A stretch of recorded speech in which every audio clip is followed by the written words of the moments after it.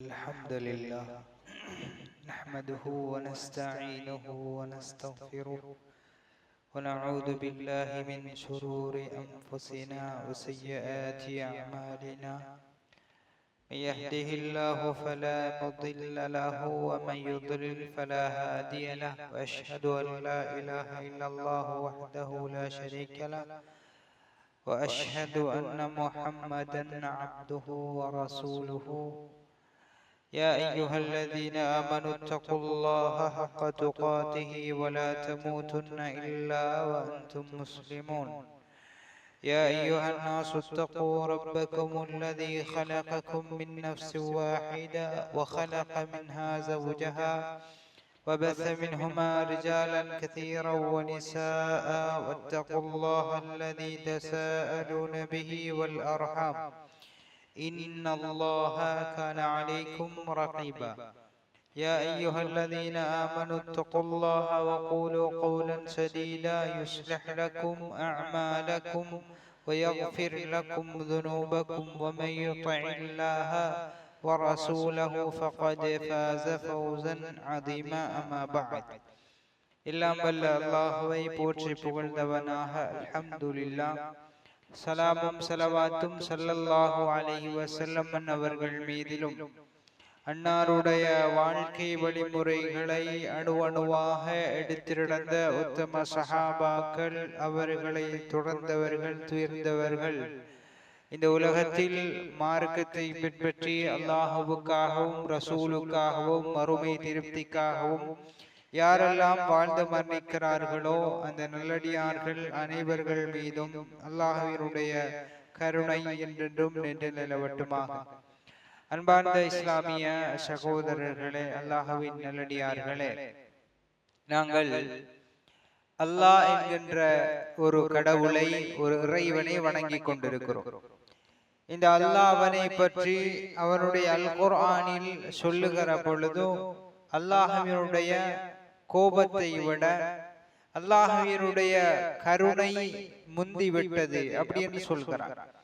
அதே மாதிரியாக இந்த உலகத்தில் மனிதர்கள் செய்யக்கூடிய பாவங்கள், பிழைகள், தவறுகள் எல்லாவற்றையும் அல்லாஹ் மன்னிக்கிறான். ஒரு அடியான் கையேந்துகிற பொழுது, அல்லது ஒரு நலவு செய்கிற பொழுது, அல்லது ஏதாவது ஒரு நல்ல விடயத்தை இந்த உலகத்தில் செய்கிற பொழுது அல்லாஹ் அந்த நல்ல விடயத்துக்கு பகரமாக ஒரு பாவத்தை மன்னித்து விடுகிறான். ஒரு மனிதன் கையேந்தி விட்டால் அவனுடைய பிழைகள், தவறுகள் கடல் உரையளவு இருந்தாலும் மன்னித்து விடுகிறார் என்று நாங்கள் பார்த்திருக்கிறோம். இன்னும் ஒரு படி மேலே சொல்ல போனால், நபிகள் நாயகம் ஸல்லல்லாஹு அலைஹி வஸல்லம் அவர்கள் நிறைய ஹதீஸ்ல சொல்லி இருக்கிறாங்க, ஒரு மனிதனுடைய பாவத்தை அல்லாஹு தஆலா மறுமையிலும் மன்னிக்கிறார். சிலருடைய பாவங்கள் மறைத்து விசாரிக்கப்பட்டு மன்னிக்கப்பட்டு அவர்கள் சொர்க்கம் போவார்கள் அப்படி என்பதாக சொல்லுகிறார். அதே மாதிரியாக அல்லாஹு தஆலா நிறைய பாவங்களை இந்த உலகத்தில் மனிதர்கள் செய்த நலவுகளுக்காக வேண்டி மன்னித்து விடுகிறார். அப்படி நாங்கள் நிறைய ஹதீஸ்களை பார்த்திருக்கிறோம். ஒரு மனிதர் நாய்க்கு தண்ணீர் கொடுத்ததுனால, ஒரு பெண்மணி நாய்க்கு தண்ணீர் கொடுத்ததுனால நாளை மறுமையில அந்த பெண்மணி சொர்க்கம் போவா. ஒரு மனிதர் கடன் கொடுத்ததுனால, கடன் வாங்குகிற பொழுது கண்ணியமாக நடந்து கொண்டதுனால அவருடைய தவறுகள் மன்னிக்கப்பட்டு, அவருடைய பாவங்கள் மன்னிக்கப்பட்டு அவர் சொர்க்கம் போகிறார் அப்படி என்பதாக நாங்கள் நிறைய ஹதீஸ் பார்த்திருக்கிறோம். ஆனால் நபிகள் நாயகம் ஸல்லல்லாஹு அலைஹி வஸல்லம் அவர்கள் சில ஹதீஸ்களை பற்றி சில ஹதீஸ்களை சொன்னார்கள். அல்லாஹ் தஆலா நாளை மறுமையில இப்படி இரக்கம் கொண்ட அல்லாஹ் சிலருடைய பாவங்களை மன்னிக்க மாட்டான், அவர்களை பார்க்க மாட்டான், அவர்களோடு பேச மாட்டான், அவர்களை கண்ணியப்படுத்த மாட்டான்.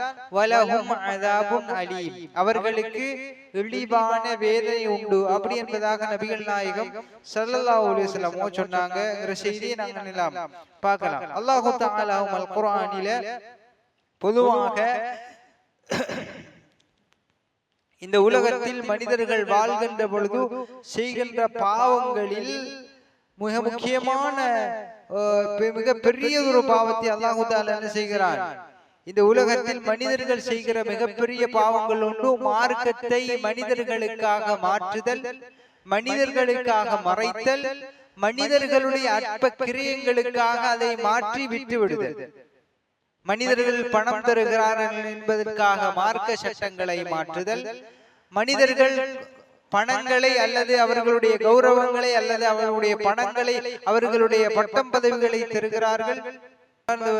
இஸ்லாமிய சகோதரர்களே, அல்லாஹ்வின் நல்லடியார்களே, அல்லாஹ் தஆலா என்ன செய்கிறான் அப்படி என்றால், இந்த உலகத்தில் மார்க்கத்தை விற்றவர்கள், மார்க்கத்தை மனிதர்களுக்காக மறைத்தவர்கள் அப்படி என்கின்ற ஒரு பட்டியலை என்ன செய்கிறான் அல்லாஹ் தஆலா சேர்த்து, அவர்களுடைய பாவங்கள் மன்னிக்கப்படாது, அவர்களுடைய அவர்கள் நாளை மறுமை நாளிலே அல்லாஹ்வினால் பார்க்கப்பட மாட்டார்கள், அல்லாஹ்வினால் பேசப்பட மாட்டார்கள், அவர்களை அல்லாஹ் கண்ணியப்படுத்தவும் மாட்டான், அவர்களுக்கு இழிவான வேதனை உண்டு அப்படி என்பதாக அல்லாஹ் அல் குர்ஆனில் என்ன செய்கிறான் எங்களுக்கு சொல்லி காட்டுவதை நாங்க பார்க்கலாம். எனவே அன்பார்ந்தவர்களே, ஈமானி உறவுகளே, இந்த உலகம் மார்க்கம் என்பது அல்லாஹ்வுக்குரியது.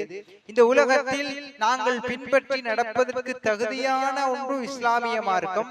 அந்த மார்க்கத்தை மனிதர்களுக்காக மாற்றுதல், மனிதர்களுக்காக அதனுடைய சட்டதிட்டங்களை மறைத்தல் என்பது மிக பெரியதொரு பாவம்.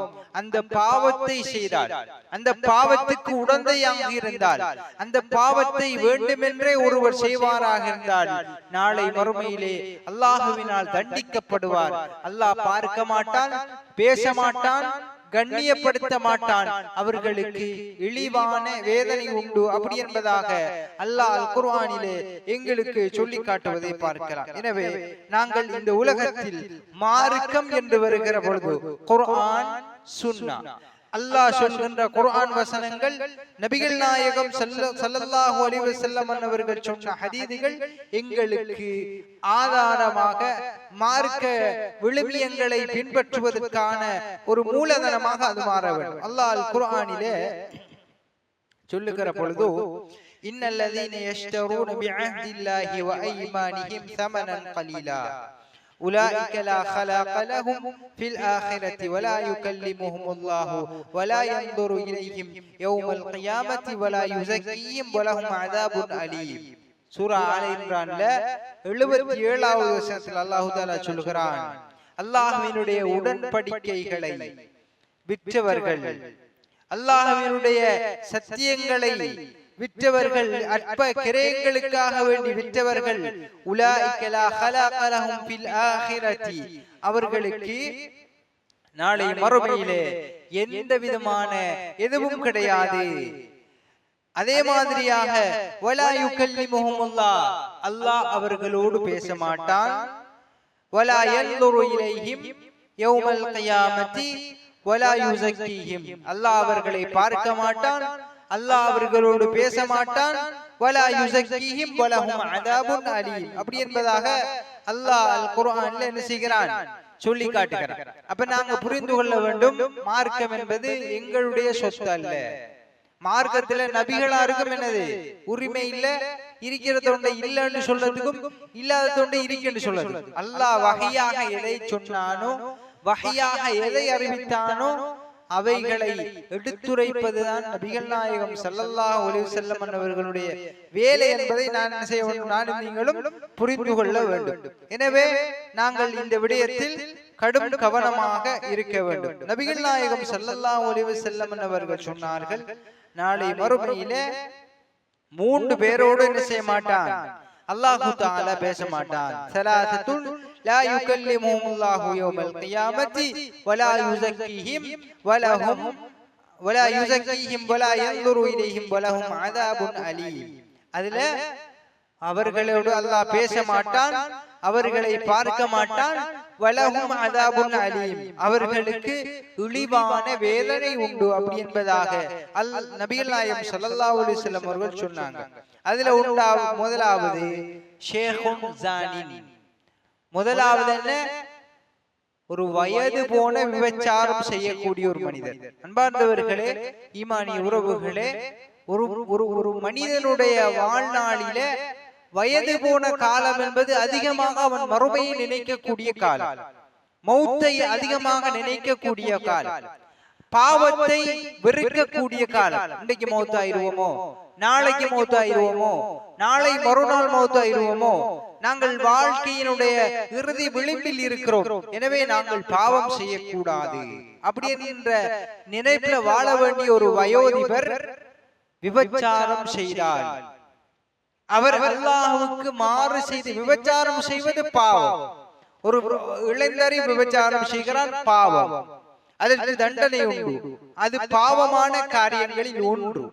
ஆனால் ஒரு வயோதிபர் விபச்சாரம் செய்கிறார், அவருக்கு மிக இழிவான வேதனையான தண்டனை என்ன?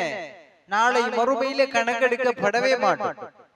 ஒரு வயோதிபர் விபச்சாரம் செய்தால், அவர் விபச்சாரத்தில் ஈடுபட்டால் அல்லாஹு தஆலா நாளை மறுமையிலே அவரோடு பார்க்க மாட்டான், அவரோடு பேச மாட்டான், அவரை கண்ணியப்படுத்த மாட்டான். அவருக்கு இழிவான வேதனை உண்டு. உதாரணமா நாம சொல்லுவோமே, இந்த உலகத்துல நாம இந்த நாட்டில் என்ன செய்யறோம்? ஒரு மூவினமாக ஒரு முஸ்லிமாக வாழ்ந்து கொண்டிருக்கிறோம். நமக்கு இந்த நாட்டில எந்தவித சட்டமும் இல்ல, எந்தவித அதிகாரமும் இல்ல, இல்லாட்டி எந்தவித என்னது சலுகைகளும் இல்ல என்று அரசாங்கம் மறுவிச்சா என்னது, நமக்கு எந்த விதமான என்ன இதுவும் கிடைக்காது, நீதியும் கிடைக்காது. அல்லாஹ் எங்களோடு பேசலன்னு வச்சுக்கோங்க, அல்லாஹ் எங்களை பார்க்கலன்னு வச்சுக்கோங்க, அல்லாஹ் எங்களை மன்னிப்பதற்கு எந்தவித சந்தர்ப்பமும் கிடையாது. அல்லாஹ் சிலரை விசாரிச்சு என்னென்ன பாவம் செஞ்சாய், பாவங்கள் எல்லாம் சொல்லு அப்படின்னு விசாரிப்பான. விசாரிச்ச உடனே இவர் பாவங்களை சொல்லுவார், இன்னென்ன பாவம் செஞ்சியாலா, இன்னென்ன பாவம் செஞ்சியாலா, இன்னென்ன பாவம் செஞ்சியாலா அப்படி என்ன உடனே அல்லாஹ் தஆலா அவர் என்ன செய்வானாம், சரி உங்க பாவத்தை மன்னிச்சுட்டு நீ என்ன செய், நீ சொர்க்கத்துக்கு போ அப்படின்னு சொல்லுவானா. இவர் என்ன செய்வாரா, அல்லாஹ் தஆலா நம்மளை தவறாக மன்னிச்சு அனுப்பிட்டானோ என்று திருப்பி பார்த்து பார்த்து போவார். அதாவது அவராலே நம்ப முடியாது, அந்த அளவுக்கு இறக்க முடிய ரப்பு சிலருடைய பாவங்களை திரைமறைவில வச்சு மன்னிப்பான. திரைமறைவில வச்சு என்னென்ன பாவம் செஞ்சாய், கோடான கோடி மனுஷன், நம்மள நல்லவன், நம்மள என்னது ஆஜியார், நம்மள தொழுகையாளி அப்படின்னு நினைச்சவன் எல்லாம் நம்மளோட இருக்கிற பொழுது, நம்மளோட சொந்த பிள்ளையில் இருக்கிற பொழுது நம்மளோட பாவங்களை வளைச்சு வச்சு விசாரிச்சா பிடிக்கும். ஆனா அல்லாஹ் தஆலா நினைச்சுவானா, சிலர பாவங்களை திரைமறைவோடு வச்சிருவார். அவருக்கும் அல்லாஹ்வுக்கும் நடக்கிற அந்த உரையாடல், அந்த சம்பாஷணை ஒரு யாருக்கும் தெரியாது. அப்படி கண்ணியப்படுத்துவானா. அப்படி கண்ணியப்படுத்த வேண்டுமாக இருந்தால் அல்லாஹ் எங்களோடு முதல்ல பேசவும், அல்லாஹ் எங்களை கண்ணியப்படுத்தும், அல்லாஹ் எங்களை பார்க்கும். இது மூணும் செய்யலன்னா உங்களுக்கு இந்த மறுமையில ஒண்ணும் இல்ல போங்கங்கறான அர்த்தம். அப்படித்தானே? உங்களுக்கு இந்த மறுமையில எதுவும் இல்ல, நீங்க நரகம்தான் அப்படின்ற மாதிரி தான் அந்த அல்லாஹ் தஆலா சொல்லுது. எனவே அல்லாஹ் பார்க்க மாட்டான், அல்லாஹ் பேச மாட்டான், அல்லாஹ் கண்ணியப்படுத்த மாட்டான், அவர்களுக்கு இழிவான வேதனை உண்டு அப்படி என்பதாக அல்லாஹ் அல் குர்ஆனில் சொல்கின்ற பாவங்களில் ஒன்று என்னது, வயோதிபம் அடைந்த நிலையிலும் விபச்சாரம் செய்கின்ற ஒரு வயோதிபர். அதே மாதிரியாக சூழ்ந்தா சொன்னாங்க, வமலிகுன் கذاب. யாரு? இந்த உலகத்தில் அரசாட்சியோடு இருந்த ஒரு தலைவன், ஒரு சமூகத்துக்கு அல்லது ஒரு நாட்டுக்கு அல்லது ஒரு அரசாட்சிக்கு அரசனாக இருந்த ஒரு அரசனுக்கு அல்லாஹு தஆலா நாளை மறுமையில் என்ன செய்ய மாட்டான், அவனை பார்க்க மாட்டான், அவனோடு பேச மாட்டான், அவனை கண்ணியப்படுத்த மாட்டான், இழிவான வேதனை உண்டு. இவரை தட்டி கேட்பதற்கு யாரும் இல்லை என்கின்ற ஒரு நிலையில, இவரை தட்டி கேட்பதற்கு யாரும் இல்லை என்கின்ற அந்த அகங்காரத்துல இவர் என்ன செய்வார், தான் வைத்ததுதான் சட்டம், தான் நடந்து கொள்வதுதான் சட்டத்தினுடைய உயர்விடம், என்னை யாராலும் தட்டி கேட்க முடியாது என்ற அகங்காரத்தோடு ஒருவர் இந்த உலகத்திலே நடந்து கொண்டால், பொய் சொன்னால், பொய்யாக நடந்து கொண்டால், பொய் சட்டங்களை அமுல்படுத்தினால் அல்லாஹ் அவரை மன்னிக்க மாட்டான், அல்லாஹ் அவரோடு பேச மாட்டான், அல்லாஹ் அவர்களை கண்ணியப்படுத்த மாட்டான். அப்படி என்பதாக நபிகள் நாயகம் ஸல்லல்லாஹு அலைஹி வஸல்லம் அவர்கள் சொன்னார்கள் என்கிற செய்தியை பார்க்கலாம். எனவே அன்பார்ந்தவர்களே, ஈமானிய உறவுகளே, அல்லாஹ்வின் நல்லடியார்களே, நபிகள் நாயகம் ஸல்லல்லாஹு அலைஹி வஸல்லம் அவர்கள் அடுத்ததாக சொன்னார்கள், வஆயிலுல் முஸ்தக்பிரூன். இந்த உலகத்தில் சாதாரணமாக பெருமை அடிப்பது பாவம். பெருமை அடிப்பது அல்லாஹ்வினுடைய பெருமை என்பது அல்லாஹ்வுக்குரியது, கண்ணியம் என்பது அல்லாஹ்வுக்குரியது. அந்த பெருமையிலும் கண்ணியத்திலும் நாங்க கை வச்சோம்னா என்ன அர்த்தம்? நாங்கள் கடும் பாவம் செய்யறோம் அர்த்தம். அதிலும் குறிப்பாக ஒன்றுமே ஒரு ஆள்கிட்ட இல்லை, ஒரு ஏழையாக இருக்கிறார், ஒரு வயது வசதி இல்லாத ஒரு மனிதர் இந்த உலகத்துல பெருமை அடிக்கார் அப்படின்றா அவர் நினைச்சு கொள்ளதான் அவர் மிகப்பெரியதொரு பாவம் செய்கிறார். அல்லாஹ் அவரோடு பார்க்க மாட்டான், அவரோடு பேச மாட்டான், அவரை கண்ணியப்படுத்த மாட்டான், அவருக்கு இழிவான வேதனை உண்டு அப்படி என்பதாக நபிகள் நாயகம் ஸல்லல்லாஹு அலைஹி வஸல்லம் சொன்னாங்கங்கிற செய்தியை பார்க்கலாம். இன்றைக்கு நாங்க சர்வசாதாரணமாக பார்க்கலாம். நண்பர்களோடு சேர்ந்தால், குடும்ப உறுப்பினர்களோடு சேர்ந்தால், தன்னிடம் இல்லாத ஒன்றை இருப்பதாக சொல்லிக் கொள்வது, தான் செய்யாத ஒன்றை செய்ததாக சொல்லிக் கொள்வது, தன்னிடம் வராத ஒன்றை வந்ததாக சொல்லி பெருமை அடித்து அவரையும் அவர் பெரியவர்களில் ஒருவர், கண்ணியமானவர்களில் ஒருவர், இருப்பவர்களில் ஒருவர் அப்படி என்கின்ற ஒரு நிலைக்கு இன்றைக்கு மனிதர்கள் தங்களை ஆக்கிக் கொள்கிறார்கள். உதாரணமாக நாங்க நினைக்கலாம், நாங்க பார்க்கலாம், நம்முடைய பொம்பளையில் சர்வசாதாரணமா செய்வாங்க, மாலை இல்லைண்டா இப்ப நம்ம கழுத்துல போட்டு போறதுக்கு மாலை இல்லைண்டா போறதா, நம்ம கிட்ட இல்ல பிரச்சனை முடியுது, என்ன செய்யறால் இன்னொரு மாலையை வாங்கி போடுறோம், போட்டுக்கு போய் இன்னொரு மாலை சொல்றல, நம்முட மாலை இது நாங்க வாங்கின மாலை, கையில நிறைய கை நிறைய காப்பு, காதுல பெரிய மின்னி, கழுத்துல பெரிய சவடி கிடக்கும், எல்லாம் பக்கத்துல அங்கால ஊடு இஞ்சால ஊடு, முன்னூத்தி வீட்டுல போய் கொஞ்சம் கல்யாண வீட்டுக்கு தாப்புல வாங்கிட்டு வந்தது. அன்பார்ந்தவர்களே, ஏழையாக இருந்தும் பெருமை அடித்தல் என்பது அல்லாஹ்வுக்கு பிடிக்காத ஒன்று. நம்மிடம் நாம் ஏழையாக வாழ்கிறோம், ஏழைகள் சொர்க்கத்தில் இருப்பார்கள் அப்படி என்பதாக நபிகள் நாயகம் ஸல்லல்லாஹு அலைஹி வஸல்லம் சொன்னாங்க. பாத்திரம் இல்லையா? நமக்கு ஏழையாக வாழ்றதுக்கு வெட்கம். நாம என்ன செய்யறோம், மோட்டார் பைக்கையும் ஒரு ஆள்கிட்ட வாங்கிட்டு போறோம், எங்கேயாவது போகல நல்ல மோட்டார் பைக் கொண்டு வாங்கிட்டு போறோம். அன்பார்ந்தவர்களே, இருக்கும் போது செலவழித்தால் பரவாயில்லை, நல்ல எனக்கு பணம் இருக்கிறது, நல்ல ஆடை வாங்கி போடுகிறேன், நல்ல செருப்பை வாங்கி போடுகிறேன், அழகான மனம் பூசுகிறேன், பிரச்சனை கிடையாது. அழகான வாகனம் வாங்குகிறேன், பெரிய வீடு கட்டுகிறேன், பிரச்சனை கிடையாது. எங்க பிரச்சனை வந்து தெரியுமா? என்னிடம் இல்லை, எனக்கு அல்லாஹ் தரவில்லை, பொருந்திக் கொள்ளாமல் இல்லாத ஒன்றை இருப்பதாக காட்டுவது, இல்லாத ஒன்றை இருப்பதாக காட்டி பெருமை அடித்தல் என்பது அல்லாஹ்வுக்கு பிடிக்காத பாவங்களில் ஒன்று. அந்த பாவத்தை செய்யக்கூடிய ஏழை, பெருமை அடிக்கக்கூடிய ஏழையை நாளை மறுமையிலே அல்லாஹு தஆலா பார்க்க மாட்டான், அல்லாஹ் பேச மாட்டான், அவர்களை கண்ணியப்படுத்த மாட்டான், அவர்களுக்கு இழிவான வேதனை உண்டு. அன்பார்ந்தவர்களே, இந்த பிரச்சனையால நிறைய பேர் கடன் வாங்குறாங்க. இந்த பிரச்சனையாலதான் நிறைய பேர் கடன் வாங்குறது. பிறநாளைக்கு உடுப்பெடுக்க காசு இல்லை என்றால் எங்களுக்கு ஏதாவது வெறுமதி இருக்குமெண்டா சொல்லி வாங்கலாம். வார 6ஆம் தேதி காசு வரும், நான் தந்துடுவேன். ஒரு கடன் வாங்குறது வேற, உதவிக்கு காசு வாங்குறது வேற, வருவாய் இருக்கும் போது வாங்குவது வேறு. எந்த வழியும் இல்லை, ஆனா புது உடுப்பு போடும். எந்த வழியும் இல்லை, நல்ல ஹைஃபையா செலவழிக்கும். எந்த வழியும் இல்லை, கடன் வாங்கி செலவழிக்கும். அன்பார்ந்தவர்களே, இது முற்றுமுழுதும் தவறான ஒரு காரியம். இருப்பதை கொண்டு பொருந்திக் கொள்ளுதல், இல்லாதவற்றை கொண்டு அல்லாஹ்வுக்கு நன்றி செலுத்தி அவனிடம் தேவைகளை கேட்டல் என்பதைத்தான் அல்லாஹ் தஆலா விரும்புகிறான். ஏழையாக வாழ்வது கேவலமல்ல, ஏழையாக வாழ்வது இழிவானதல்ல, மாறாக இந்த உலகத்தில் மரணிக்கின்ற பொழுது 4 பேர் பேசக்கூடிய கடனாளியாக மரணிப்பதை கேவலம். ரசூலுல்லாஹ்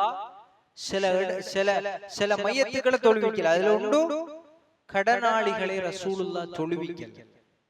எனவே கடன்பட்டு செலவழிப்போமா அல்லது கௌரவமான ஏழையாக வாழ வேண்டுமா என்று நாம் முடிவெடுக்கிறோம். அன்பார்ந்தவர்களே, அடுத்ததாக நபிகள் நாயகம் ஸல்லல்லாஹு அலைஹி வஸல்லம் அவர்கள் சொன்ன செய்தி, இந்த உலகத்தில் ஒரு மனிதன் கரண்டைக்கு கீழ் ஆடை அணிந்து போகின்ற ஒரு மனிதன் அல் முஸ்பில். கரண்டைக்கு கீழ் ஆடை அணிந்து செல்கின்ற ஒரு மனிதன், பெருமையோடு கரண்டைக்கு கீழ் ஆடை அணிந்து யாரெல்லாம் செல்கிறார்களோ அவர்களை அல்லாஹ் நாளை மறுமையிலே பார்க்க மாட்டான், பேச மாட்டான், கண்ணியப்படுத்த மாட்டான். அவர்களுக்கு இழிவான வேதனை உண்டு என்பதை நானும் நீங்களும் புரிந்து கொள்ள வேண்டும். இப்ப ட்ரெண்டிங்ல போறதே பிள்ளைகளுக்கு கரண்டை காலுக்கு கீழே என்னது உடுப்பு போடுறது. கரண்டை காலுக்கு மேல உடுப்பு போட்டா என்னது, அது ஃபேஷன் இல்லை. ஆக்கள் செல்லுவாங்க, என்ற புள்ள அப்படி போடுறா. டெய்லர்மாரும் அதை பழகிட்டாங்க. முஸ்லிமாக்கள், முஸ்லிம் டெய்லர்மார், பாப்பா நான் கரண்டைக்கு கீழே உடுப்பு தைக்க மாட்டேன் சொல்லி பாருங்க. எவனாவது சொல்லுவானா? எந்த டெய்லர்மாராவது பாப்பா கரண்டைக்கு கீழ் ஆடை போடுவது பாவம், அல்லாஹ் அது அது மிகப்பெரிய ஒரு பாவம், அல்லாஹ் மறுமையிலே கணக்கெடுக்காத ஒரு பாவம். கணக்கெடுக்காத பாவம்னா அந்த பாவம் செய்பவரை கணக்கெடுக்க மாட்டான், பொருட்படுத்த மாட்டான், அவரை கேவலப்படுத்துவான். அப்படிப்பட்ட ஒரு பாவம். அந்த பாவத்தை நான் செய்ய மாட்டேன், நான் செய்வதற்கு உடந்தையாக இருக்க மாட்டேன் என்று எந்த டெய்லராவது முடிவெடுத்திருப்பாங்களா? எந்த உம்மா பாப்பாவது முடிவெடுத்திருப்பாங்களா? என்னுடைய கட்டுப்பாட்டுக்கு கீழ் நீ இருக்கிற வரைக்கும் இந்த பாவத்தை செய்யக்கூடாது மகனே என்று ஏதாவது யாராவது ஒருவர் சொல்லி இருந்தால் அல்லாஹ் அவர்களுக்கு ரஹ்மத் செய்யட்டும். எனவே கரண்டைக்கு கீழ் ஆடை அணிதல் என்பது மிகப்பெரிய ஒரு பாவம். அந்த பாவத்தை செய்தால் அவர்கள் மறுமையிலே கண்ணியப்படுத்தப்பட மாட்டார்கள், அவர்களுக்கு இழிவான வேதனை உண்டு. ரசூல் அடுத்ததாக சொன்னாங்க, இந்த உலகத்துல வியாபாரம் செய்கிற பொழுது சத்தியம் செய்து வியாபாரம் செய்து வியாபாரத்தை நிறைவேற்றியவர் அவர் பிரச்சனை என்றால் அவர் வியாபாரமே சத்தியத்தை வல்லாஹி என்றார். ஆரம்பத்துல வல்லாஹி வல்லாஹி வல்லாஹி சத்தியமாக இன்னும் வந்தது, சத்தியமாக இப்ப வாங்கினது, சத்தியமாக இவ்வளவுதான் கிடைக்குது. அன்பார்ந்தவர்களே, வியாபாரம் என்பது வாங்குபவரும் விற்பவரும் பொருந்திக் கொள்வது. உன்னுடைய பொருள், உன்னுடைய விலையை நீ தீர்மானித்து விடுகிறாய். ஒருவர் வியாபாரியாக உன்னிடம் கொள்வனவு செய்வதற்காக வருகிறார் என்றால் உன்னுடைய விலையை சொல்வது, பொருளின் தரத்தை சொல்வது, பொருளினுடைய மார்க்கெட்டை சொல்வது, இந்த பொருளை இவ்வளவு தந்தால் விற்பேன் என்று சொல்வது. உன்னுடைய பொருள், நீ அதற்கு விலை பேசுகிறாய், இந்த பொருளுக்கு இவ்வளவு தந்தால் தருவேன் என்று சொல்கிறாய் என்றால் அது உன்னுடைய உரிமை. அவன் வாங்குவது அவனுடைய உரிமை.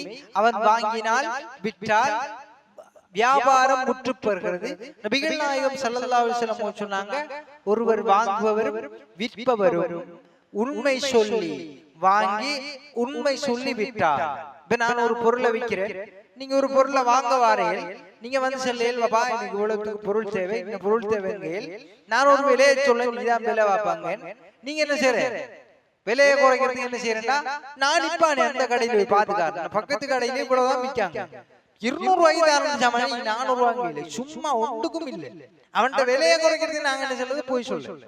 இவர் விற்கிறவர் என்ன சொல்ல தெரியுமா, இது சாமான் குவாலிட்டியலா, இது ஒரிஜினல் ஏ கிரேட் சாமான், இது பழுதா, அது இல்ல, இது என்ன செய்யலாம், 2 நாளைக்கு சும்மா இருக்க மரக்கரையை சொல்லுது, மின்னு போறது சொல்லுது, ஒரு 5 வருஷத்துக்கு சும்மா பாவிக்கும் அப்படிங்கிறது. ஒன்றும் இல்லை, ஒன்றுமில்லாம போய் சொல்லி இதை எப்படியாவது காசாக்கிறோம்.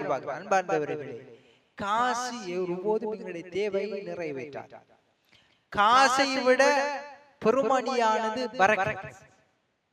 அல்லாஹ்வினுடைய ரிஸ்க் என்பது காசு அல்ல, அது ஒரு பகுதி தான். காசு ரிஸ்க்ல ஒரு பகுதி தான் இது.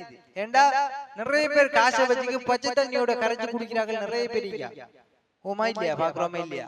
காலத்துல கொலஸ்ட்ரால், சுகர், பிரஷர் எல்லா வருத்தம் வச்சுக்கி நெய்வார், எல்லா வரைக்கும் இனிப்பான எல்லா வரைக்கும் பச்சை தண்ணியோட சோறு கரைச்சு குடிப்பார். பாக்குறோமா இல்லையா? எனவே காசு எங்களுடைய முழுமையான தேவையை நிறைவேற்றார். அல்லாஹ் நாடினால் காசு இல்லாமலும் நிறைய பேர் திங்காத சாப்பாடு எங்களுக்கு வந்து கொண்டே இருக்கும் என்பதை நானும் நீங்களும் புரிந்து கொள்ள வேண்டும். எனவே வியாபாரம் செய்கிற பொழுது இருவரும் பொருந்தி கொண்டு வியாபாரம் செய்யும். உங்களுடைய பொருள் நீங்கள் அதற்கு விலை தீர்மானியுங்கள். வாங்குவோர் கட்டுமண்டா வாங்குவார், இல்லை அடிப்புவார். அல்லாஹு தஆலா நீங்க 1 ரூபாய் லாபத்தை வச்சு உண்மையை சொல்லிவிட்டாலும் அதுல வச்சிருக்கிற பரக்கத்து 1 லட்சத்திலையும் கிடைக்காது சகோதரர்களே. எனவே சத்தியம் செய்து வியாபாரத்தை முடிக்கிறவர், அதிகமாக சத்தியம் செய்பவர், நாளை மறுமையிலே அவர் பொய் சத்தியம் செஞ்சு அவரோடு அல்லாஹ் பேச மாட்டான், பார்க்க மாட்டான், அவரை கண்ணியப்படுத்த மாட்டான். அப்படி என்பதாக நபிகள் நாயகம் ஸல்லல்லாஹு அலைஹி வஸல்லம் அவங்க சொன்னாங்க. செய்தியை பார்க்கலாம். இன்னும் சில விஷயங்கள் இருக்குது, டைம் போதாதனால இறுதியாக ஒரு விஷயத்தை சொல்லி முடிக்கிறேன். அல்லாஹு தஆலா பொதுவாக இரக்கமுடையவர். அல்லாஹ் இரக்கம் காட்டுவதை விரும்புகிறார். ஒரு மனிதன் இன்னொரு மனிதனோடு இரக்கம் காட்டினா அல்லாஹு தஆலா என்ன செய்றான்? கூலிதாரான். ஒரு மனிதனுடைய கஷ்டத்துல நீங்க பங்கெடுத்தால், நிவர்த்தி செய்தால், அல்லாஹு தஆலா நாளை மறுமையில என்ன செய்கிறான்? அந்த மனிதனுடைய கஷ்டத்தை நிவர்த்தி செய்கிறான். அதே மாதிரியாக ஒரு நாய்க்கு தண்ணீர் கொடுத்த ஒரு விபச்சாரிக்கு என்ன செய்கிறான்? அல்லாஹு தஆலா என்ன செய்கிறான்? நாளை மறுமையில சொர்க்கம் கொடுக்கிறான். ஒரு பூனையை என்னது கட்டி போட்டு சாப்பாடு கொடுக்கையும் இல்லை, சாப்பிட உடையும் இல்லை. அப்ப கட்டி போட்டது பிரச்சனை இல்லை, ஒன்று சாப்பாடு கொடுத்திருக்கணும் அல்லது சாப்பிட விட்டிருக்கணும். அது தேடி சாப்பிட விட்டிருக்கணும் அல்லது என்னது அதுக்கு சாப்பாடு கொடுத்திருக்கணும். இந்த ரெண்டையும் செய்யாத ஒரு மனிதர், ஒரு சாலிஹான ஒரு மனிதர், அல்லாஹு தஆலா நாளை மறுமையில் என்ன செய்கிறான்? அந்த மனிதனுக்கு நரகத்தை கொடுக்கிறான். ஏன்? வாயில்லா ஜீவன் சொல்லுவோம், ஐந்தறிவு பிராணின்னு சொல்லுவோம். அந்த பிராணியை என்னது அதாவது அதை சாப்பிட விடாம இருந்ததுக்காக வேண்டி அல்லாஹு தஆலா என்ன செய்கிறான்? அதற்கு நாளை மறுமையிலே நீ எப்படி சாலியான மனுஷனாக இருந்தாலும் உனக்கு என்னது நரகம் அப்படி என்று சொல்லுகிறான். எனவே அல்லாஹு தஆலா மனிதர்களுக்கு மட்டுமல்லாம இந்த உலகத்துல பிராணிகளுக்கு நீங்கள் என்னது நீங்கள் உதவி செய்தாலும், அதற்கு நல்ல விஷயங்கள் உணவு கொடுத்தால் அல்லது தண்ணீர் கொடுத்தால், அதற்கு நலவுகளை செய்தால், அதற்கு அல்லாஹ் தஆலா என்ன செய்கிறான்? அதற்கு நன்மை எழுதுகிறான், சொர்க்கத்தை தருகிறான். நபிகள் நாயகம் ஸல்லல்லாஹு அலைஹி வஸல்லம் சொன்னாங்க, ஒரு மனிதன் மரத்தை நடுகிறான், அந்த மரத்தில் பல கனிகளும் காய்களும் காய்க்கிறது, அந்த கனிகளில் இருந்து பறவைகளும் விலங்குகளும் சாப்பிடுகிறது, பறவைகளும் விலங்குகளும் சாப்பிடுகிறது. அந்த சாப்பிடுகிற அந்த உணவுக்கும் அல்லாஹ் அந்த நாட்டிய மனிதனுக்கு சதகாவிலே இருந்து எழுதுகிறார் அப்படின்னா.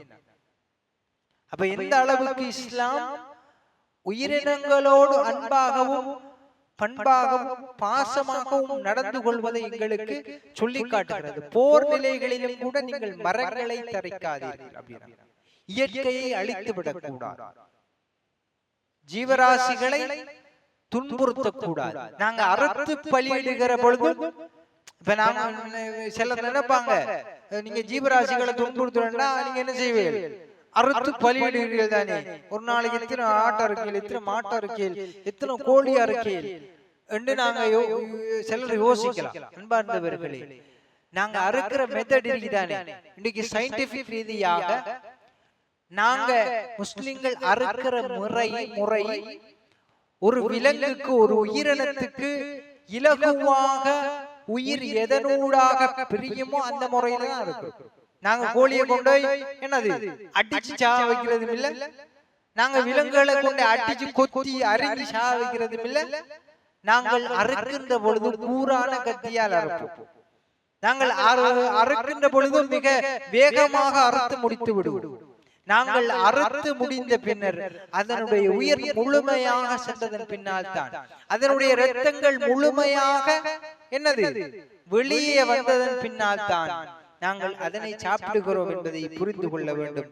எனவே நாங்க சமூக ஊடகங்களில் சிலர் என்னது முஸ்லிம்கள் அப்படி இல்லை இப்படி இல்லை, முஸ்லிம்கள் இரக்கமற்றவர்கள் என்று பேசிக் கொள்கிறார்கள். யாரோ ஒரு முஸ்லிமான நான் அந்த வீடியோ பார்த்தேன், அவன் முஸ்லிமா இல்லையான்னு நமக்கு தெரியாது, அவன் என்னத்துக்கு உதைச்சானோ உதைக்கலையோ நமக்கே தெரியாது. ஒரு மனிதர் செய்கின்ற தவறுகளால் ஒரு மதமே குற்றம் சாட்டப்படுமாக இருந்தால் அந்த மதத்துக்கும் அந்த மனிதருக்கும் எந்த சம்பந்தமும் இல்லை. நான் செய்கிற தவறு என்னோடு, என்னுடைய மதம் வேறு, நான் வேறு, நான் மதத்தை பின்பற்றுகிறேன் என்ற சாயலில் தவறு செய்தால் அது என்னுடைய தவறே தவிர மதத்தின் தவறல்ல, மார்க்கத்தின் தவறல்ல, இஸ்லாத்தின் தவறல்ல. இஸ்லாம் என்பது உயிரினங்களோடு அன்பாக நடந்து கொள்ள சொல்கின்ற ஒரு மார்க்கம். நாயாக இருந்தாலும் அந்த நாயோடும் நல்ல முறையில் நடந்து கொள்ள வேண்டும் என்பதை சொல்லுகிற மார்க்கம்.